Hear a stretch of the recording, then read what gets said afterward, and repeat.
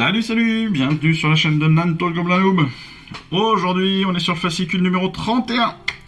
Cette semaine, numéro 31, avec, comme vous le voyez ici, 5 vigileurs, donc on est sur bonne grosse grappe, comme on les aime.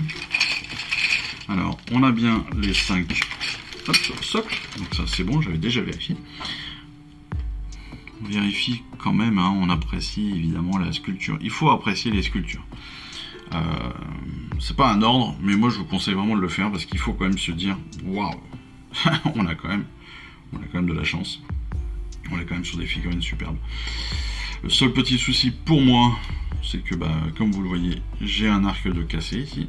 Voilà, j'ai une corde d'arc cassée, ça m'arrive très régulièrement avec Hachette. À chaque fois qu'on a un arc ou une arbalète, malheureusement j'en ai au moins un qui est pété. Donc je sais pas si je vais pas redemander au moins cette partie là à Hachette, je vais voir. Ça peut se réparer très facilement, mais c'est toujours emmerdant quand vous payez des figurines et qu'ils arrivent avec des parties cassées.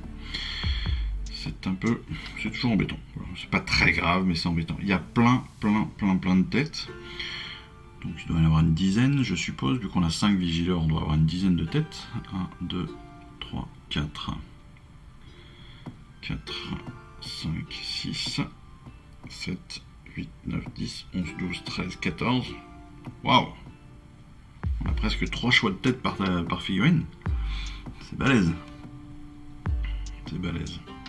Ça veut dire que voilà, on va avoir soit plein de têtes et en plus plein de rabios. Donc ça aussi c'est une très bonne nouvelle. Parce que les rabios c'est toujours utile. Voilà. Donc on va pouvoir après en coller plein sur des socles, sur des trucs comme ça, comme je vous ai montré, pour les griffes dog par exemple, ou ce genre de choses. Ou pour, je sais plus sur quoi je l'avais mis, si c'était sur un griff dog. Ouais, parce que c'est pas parce qu'on a des figurines Stormcast qu'on peut pas mettre des têtes de Stormcast par terre. Et oui. Et là c'est top, hein. On a juste des manches d'épée, je pense que ça va être parce qu'on les tient à la main et qu'il y a une main qui va se poser quelque part ou quelque chose comme ça. Mais c'est vraiment très joli, hein. Comme d'habitude les sculptures sont vraiment top. Et ouais, elles sont de 2021 donc elles sont pas mal, hein. Elles sont pas mal, j'espère qu'elles sont encore valides dans la V4. Parce que ce serait bien de pouvoir aussi s'en servir dans la V4. Allez, on va découvrir aussi notre fascicule. Donc le fascicule qui va comporter comme d'habitude nos différentes parties. On va débuter sur une nouvelle faction de l'ordre avec les Séraphons. Je savais même pas que les Séraphons étaient de l'ordre. Vous voyez comme quoi. Il est traité afin de devenir l'arme ultime contre le chaos. Ah ouais, d'accord, les Séraphons ont été créés par de mystérieuses puissances et l'unité afin de devenir l'arme ultime contre le chaos. Malgré leur apparence reptilienne, ces guerriers sont disciplinés, déterminés. Ils ne s'arrêteront pas tant que leurs lames, leurs crocs ou leurs griffes n'auront pas purgé la corruption. J'adore. Ah ouais, franchement, je pensais pas. Je pense que je vous ai parlé d'une figurine il n'y a pas longtemps qui avait potentiellement gagné le concours. Je suis pas encore allé voir, donc je vous dirai ça une prochaine fois. Gagner le concours de peinture de l'anniversaire du magasin. Je crois que c'était Slans. Je pense que c'était un Slan ou un truc comme ça. Et c'était vraiment très beau. Les Saurus, les Skinks. Des éclaireurs dotés de réflexes fulgurants, ils sont hyper rapides. Les Saurus sont plutôt balèzes. Ils ont énormément de machines divines, donc sur de gros dinosaures, des Triceratops, des trucs comme ça, là c'est vraiment balèze. Ça, si vous aimez un peu les dinosaures, les lézards et tout, les Séraphons, vous allez vraiment kiffer. On est sur l'histoire 7.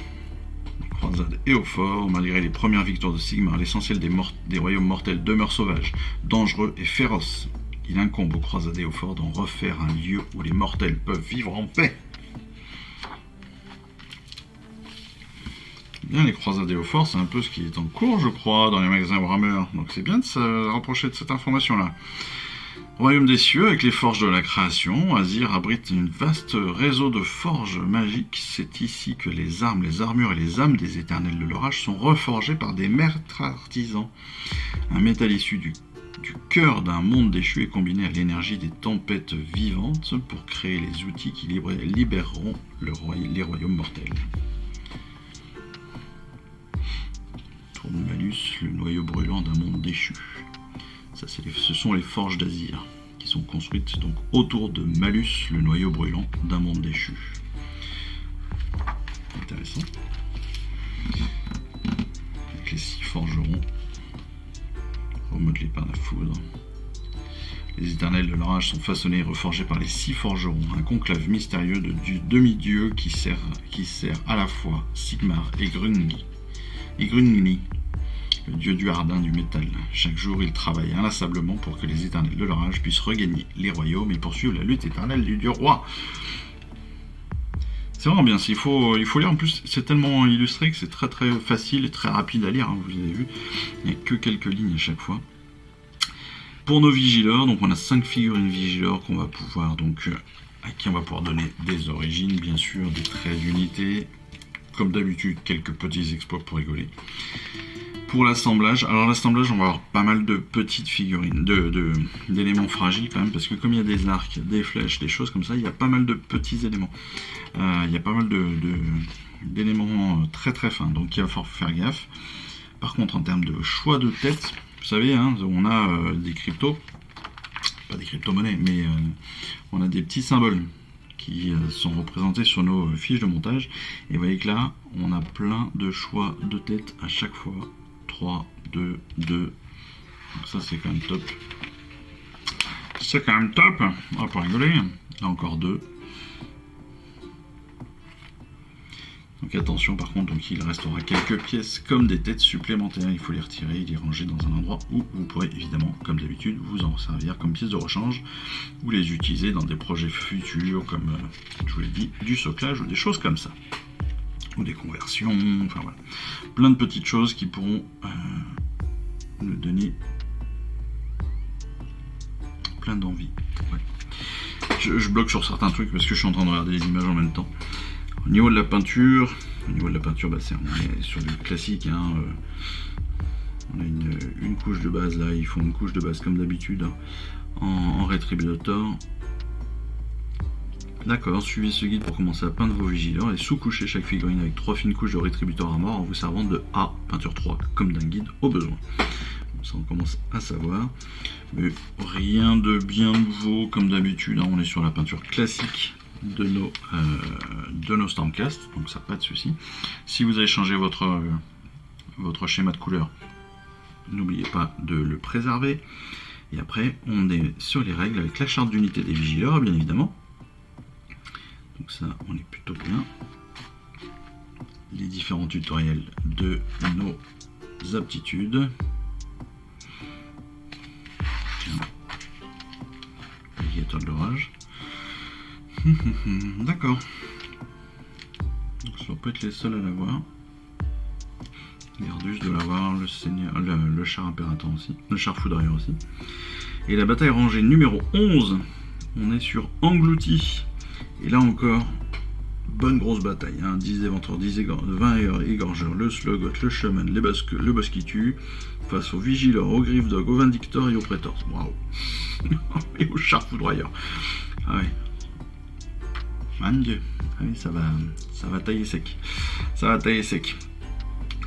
Présentation des 2 prochains numéros, ça c'est plutôt cool parce que ça veut dire que c'est les 2 premiers numéros de notre colis numéro 9, donc on va attendre à la fin du mois de septembre. Moi, le colis sera en préparation, si je me trompe pas, au 26 septembre. Ça veut dire que je vais le recevoir vers le 3, 4, 5 octobre. Donc c'est plutôt cool, ça se rapprocher de mon anniversaire, ça ce sera un vrai cadeau, même s'il n'y aura pas de premium dedans, tant pis. Mais donc, des archers Lune Clan, ça c'est très très classe, je vous l'ai dit, moi c'est vraiment ce type de figurine que j'attends, parce que c'est du Gloomspite et qui sont cool. Et puis le chevalier Judicator en numéro 33, avec 2 Griffdog qui l'accompagnent, et puis une position encore une fois pour cet archer qui a quand même un arc qui est énorme, parce que l'arc il est plus grand que lui.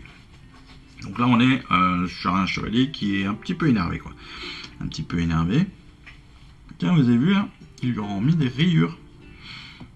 Je disais la dernière fois que j'avais vu une personne sur internet qui avait fait des squigs énormes en tigre. Et là, avec les rayures, c'est pas mal aussi, ça change un peu. Donc on verra ça, peut-être qu'ils nous donneront les indications pour peindre ce type de choses-là. Voilà, bah écoutez, on est sur une bonne découverte là, dites donc, hein, ce petit numéro 31 qui était plutôt pas mal. Nos 5 Vigilors là, que j'ai hâte aussi de monter, parce que mine de rien, il y a beaucoup de pièces, j'aime beaucoup quand il y a beaucoup de pièces à préparer et donc à monter derrière. Il faudra faire attention, il y a plein de petites coulées à séparer. Attention vraiment, et ça on le redira pendant l'assemblage, attention aux pièces fragiles pour ne pas les casser, parce qu'il n'y a rien de plus embêtant que d'avoir des pièces cassées, surtout quand c'est nous qui les cassons. Quand elles sont cassées à la base, c'est emmerdant, mais c'est pas notre faute. Quand c'est nous qui les cassons, c'est plus embêtant parce qu'on s'en veut à nous-mêmes. Bon, voilà, bah écoutez, en tout cas, c'est la fin de ce numéro 31. On a hâte de monter tout ça, de peindre tout ça, de jouer avec tout ça. Et puis bah en attendant ces petits moments-là, ces prochaines vidéos, moi il ne me reste plus qu'à vous souhaiter une excellente semaine. Et puis vous dire à très vite. Allez, je vous embrasse. Ciao, bye bye. Je vous remercie d'avoir suivi cette vidéo. Si ça vous a plu, eh bien abonnez-vous, lâchez un petit like et un commentaire et suivez-moi sur Instagram. Instagram où je poste régulièrement des photos de mes dernières réalisations et dernières peintures. Et puis comme il est maintenant de tradition sur la chaîne, je vous souhaite une excellente fin de journée et surtout, lisez bien, collectionnez bien, assemblez bien, peignez bien et jouez bien. Allez, je vous embrasse et puis je vous dis à très vite. Allez, ciao, bye bye.